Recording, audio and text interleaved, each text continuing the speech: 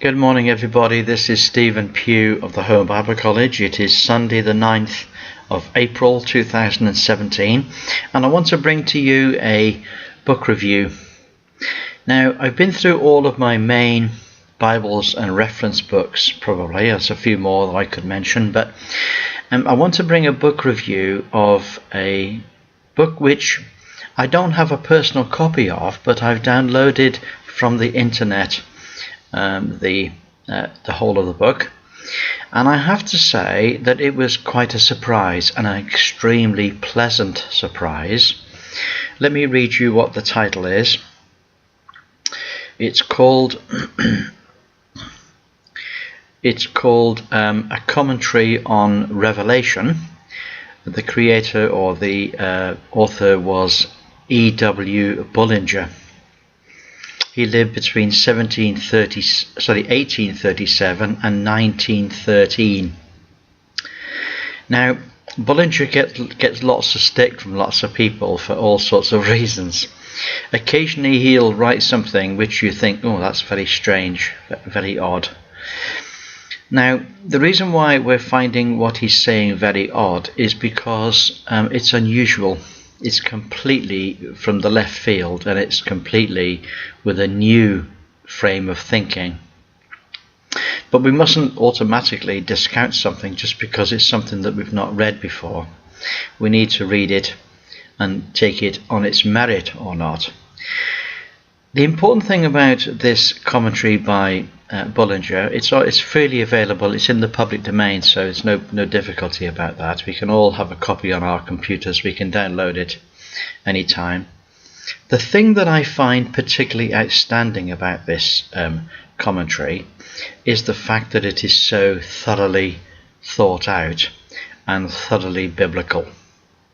Now, that has surprised me. I often read commentaries on Revelation. I have quite a number of them on my bookshelf, and I find that most of the time the writers are trying to work out what the book of Revelation might mean. However, with Bullinger, I find it's quite different. What Bullinger does, he goes to the text, and using extensive references from the Old Testament, he explains the background to Revelation, and he explains the correct, I believe, understanding of Revelation, which is based and rooted upon Old Testament history. Of course, the book of Revelation is prophecy. It's about the future, but it's nevertheless based very firmly upon Israel's past. Now, that's the thing that's completely blown me away. That I have to say is amazing. And the other thing that he brings out, and he's probably the only person that I know that does bring this out, is that he explains that these 7 churches which Christ writes letters to, he explains that this is not 7 churches that existed in New Testament times, because it's quite well attested from history that there was never a church at Thyatira. So that blows away that historical link.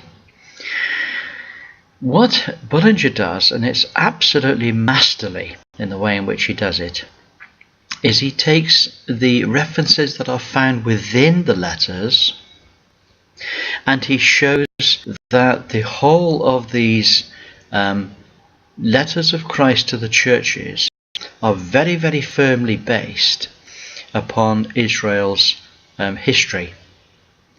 And that I find to be absolutely fantastic. That is the most amazing thing. He also shows the way in which each of the letters reflects certain eras of Israel's history. That, I believe, is fantastic. I think that really what Bullinger is showing is that these are 7 Jewish synagogues, which we happen to use the word church for them, the ecclesia. He shows that these 7 churches are a sort of a summary by Christ of the spiritual progression and the spiritual degradation of Israel in their history. He also does something which I think is really quite amazing. He says if we count up the number of Old Testament passages alluded to or quoted in the New Testament, we find that the Gospel of Matthew has a very large number indeed, amounting in all to 92 references. Imagine that. In Matthew's Gospel there are 92 references that are either quotes or allusions to the Old Testament. Now that roots Matthew definitely in the Old Testament without any question. Now the Epistle to the Hebrews comes higher still. The Epistle to the Hebrews is nothing like the length of Matthew's Gospel, but it has 102 references, quotations and allusions to the Old Testament. Now both these books are connected in a very special manner with Israel. Matthew is universally admitted by everybody that it stands out amongst the four Gospels as being especially Jewish in its character, and the Epistle to the Hebrews was specially written to the Hebrews. They are addressed as such. Now when we turn to the Apocalypse, what do we find? The result which to our mind is overwhelming. No less than 285 references to the Old Testament. More than 3 times as many as Matthew, and nearly 3 times as many as the Epistle to the Hebrews. Now that places both Matthew and Hebrews and Revelation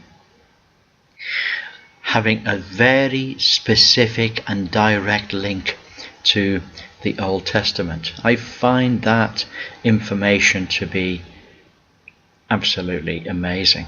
I have found this commentary by Bullinger to be completely outstanding, to be very unlike actually what everybody else says, which isn't necessarily a bad thing. You know, the fact that somebody says something that's completely new or that's completely if when that exposition is given it rings true, if it has scriptures which confirm it, if it has reasons and logic that confirm it, then I find that to be very compelling.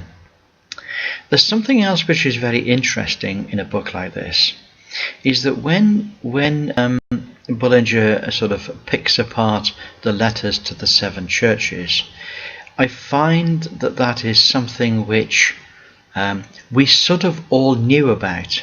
We all know about this.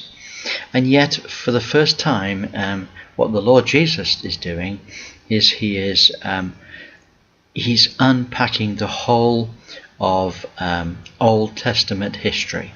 He's unpacking not just the Old Testament history, but he's unpacking the Old Testament history from a spiritual point of view.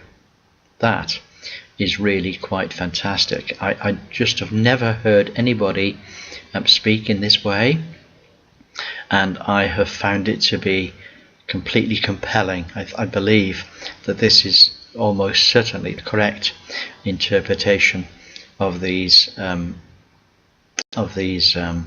epistles of Christ to the churches.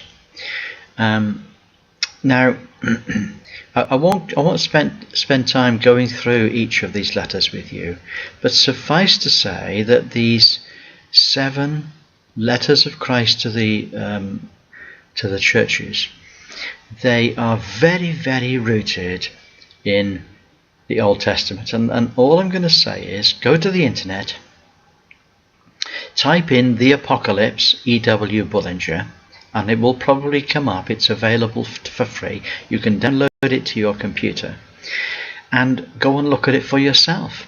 When you look at what Christ says to the assembly at Ephesus, when you look at what Christ says to the assembly at Smyrna, and so on, what you're going to find is that this has incredibly strong links to Old Testament theology.